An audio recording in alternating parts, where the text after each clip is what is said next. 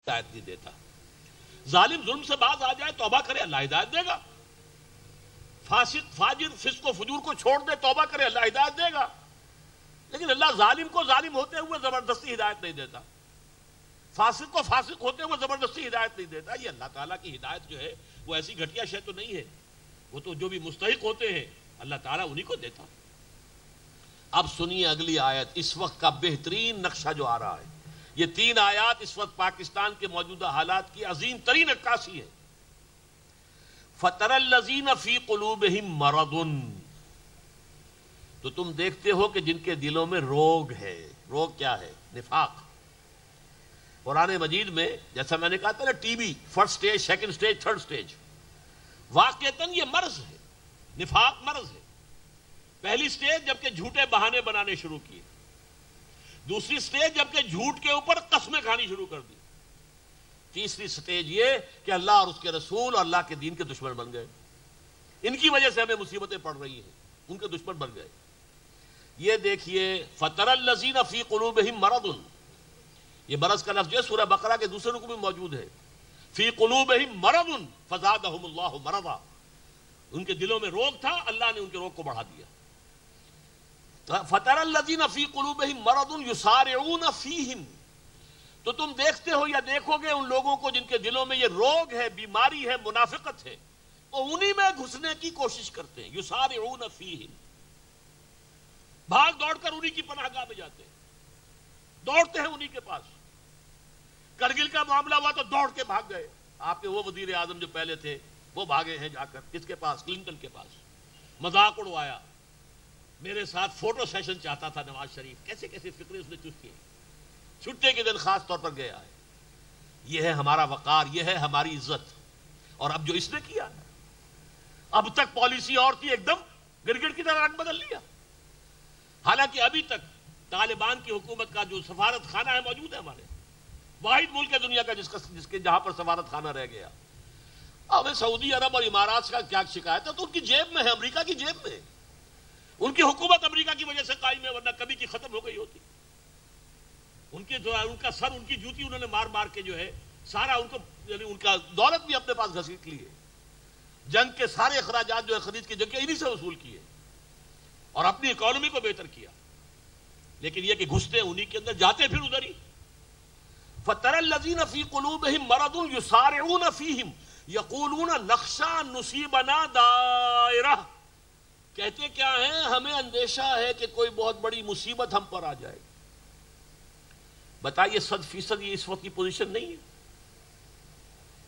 یہ وہ الفاظ تھے جو میں کہہ کے آیا تھا مشرف صاحب سے, رو در رو, کیونکہ انہوں نے جب بلانے شروع کیے تھے کچھ گروپس کی شکل میں, تو میں حیران ہوا مجھے کیسے یاد فرما لیا. اور وہ بھی علماء اور مشائخ کی محفل میں. میں نہ علماء میں سے, نہ مشائخ میں سے, نہ 3 میں, نہ 13 میں. اس سے پہلے آگرہ جاتے ہوئے انہوں نے علماء اور مشائخ کو یاد فرمایا تھا, تو مجھے یاد نہیں کیا تھا. اس مرتبہ اللہ نے بات کہلوانی تھی, ڈنکے کی چوٹ کہہ کر آیا.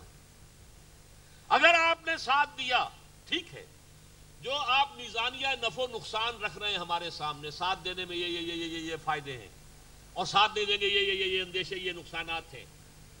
میں نے کہا کہ پرویز صاحب, اگر تو معاملہ صرف مادیات کا ہو اور صرف فوری نتائج پیش نظر ہو, تو آپ کا یہ فور اگینسٹ کا جو ٹیبل ہے, یہ میزانیہ نفع و نقصان 100% درست ہے. لیکن اگر مادیات سے اوپر اخلاقیات کا بھی کوئی دائرہ ہے, عدل و انصاف کے بھی کوئی تقاضے ہیں, غیرت و حریت کے بھی کوئی تقاضے ہیں, غیرت اور حمیت کے, اور اس سے بھی اوپر اللہ کے دین کے بھی کوئی تقاضے ہیں, تو آپ کی یہ بات 100% غلط ہے. اور میں آپ سے صاف کہتا ہوں, اگر آپ نے ساتھ دیا تو آپ عدل اور انصاف کے مسلمہ اصولوں سے غداری کریں گے. یہ لفظ میں نے استعمال کیا, بہت زور دے کر کہیں, اور آپ غیرت اور حمیت کا جنازہ نکال دیں گے. اور یہ بھی میں آپ کو بتا دوں کہ یہ فوری طور پر تو شاید امریکہ کی چھتری کے نیچے آ کر کچھ آپ کو سہولتیں حاصل ہو جائیں, لیکن اگلا ٹارگٹ آپ ہیں, لازماً ہے. یہ جو کچھ ہو رہا ہے یہ کوئی معمولی بات نہیں ہے. یہ کل مجھے تقریر کرنی ہے مفصل. اصل میں کون کروا رہا ہے, یہ کردار کون ہے, کون سیاہی گھول رہا ہے وقت کے بہتے دریا میں, یہ کل بیان کرنا ہے. لیکن یہ ہے کہ ان کا ٹارگٹ آپ کا ایٹمک پروگرام اور آپ کا جہاد، یہ جو کشمیر میں آپ جہاد لیے پھرتے ہیں، یہ آپ کا سیکنڈ ٹارگٹ ہے. اور اگر ڈی اسٹیبلائز ہو گیا پاکستان تو شاید پاکستان کا خاتمہ ہی ہو جائے. یہ صورت ہے. اور تیسری بات میں نے یہ بھی کہی تھی آخری، کہ مجھے اندیشہ ہے پاکستان میں خانہ جنگی شروع ہو جائے گی، اس لیے کہ عوام میں غیرت ہے، دینی جماعتوں کے اندر غیرت اور حمیت ہے. چاہے یہ کہ افسوس ہے وہ جماعتیں ایک پلیٹ فارم پر آ گئی تھی. دفاع افغانستان کونسل بنی تھی 10 جنوری کو اس سال کے، جب سینکشنز لگے تھے، اس میں سب جماعتیں تھیں، JUI دونوں تھیں اور جماعت اسلامی بھی تھی، ہم بھی، ہماری جماعت چھوٹی، ہم بھی شامل تھے، اور بھی جماعتیں تھیں، اہل حدیث بھی تھے. لیکن یہ کہ اس کے بعد اب ایسا ہوا کہ چند جلسے تو اس دفاع کونسل کے تحت ہوئے ہیں. لاہور میں ہوا ہے، اس میں بھی میں شریک ہوا، پشاور میں ہوا، وہاں پہ حالانکہ میرے اوپر پابندی لگا گئی تھی داخلے کی، لیکن چونکہ مجھے علم نہیں تھا میں تو چلا گیا تھا ایک رات پہلے، اور اخبار میں نے پڑھا پابندی ہے، تو میں نے کہا پابندی داخلے کی تھی وہ تو ہو گئی، وہ تو میرے اطلاع میں آئی نہیں، تو تقریر پر تو پابندی لکھی ہوئی نہیں ہے. تو میں خفیہ راستوں سے مسجد میں پہنچ گیا، تقریر کی میں نے، باہر ناکہ بندی کر رکھی تھی، حیران ہو کر آئے کہ یہ کہاں سے پہنچ گیا. بہرحال وہاں بھی تقریر کی ہے. لیکن اس کے بعد ایک جلسہ ہونا تھا کراچی کل، اسی متحدہ یہ جو ہے افغان کونسل، افسوس ہے کہ وہ نہیں ہوا. اس کے بجائے مولانا فضل الرحمان صاحب نے کوئٹے میں کیا، بہت بڑا کیا، اس میں کوئی شک نہیں. جماعت اسلامی نے آج ملتان میں کیا ہے، بہت بڑا کیا ہے، اچھا ہے. اور فضل الرحمان صاحب نے آج کیا ہے پھر وہاں پنڈی میں کل کیا تھا غالباً، اور آج جو ہے پشاور میں کیا ہے. جماعت اسلامی جلسہ کر رہی ہے، شاید 12 تاریخ کو جو جمعہ آ رہا. چلیں علیحدہ علیحدہ ہی صحیح، لیکن دینی جماعتیں اس کام میں از خود جمع ہو رہی ہیں. اللہ کرے کہ یہ جماعتیں جمع ہو کر پہلے اس ملک میں اسلام نافذ کروائیں. جب تک یہ منزل درست نہیں ہوگی، جب تک یہ انقلاب یہاں نہیں آتا، تو ظاہر بات ہے مشرف ہٹ بھی گیا.